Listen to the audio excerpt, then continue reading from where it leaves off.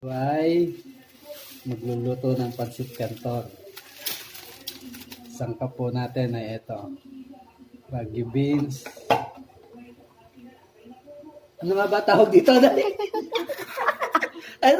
Chorizo.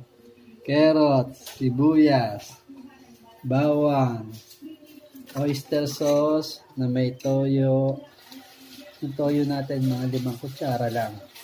Tapos 2 kutsarang asukal, tapos oyster sauce. Tapos etong repolyo. Tapos syempre hindi pwede mawala itong pancit canton.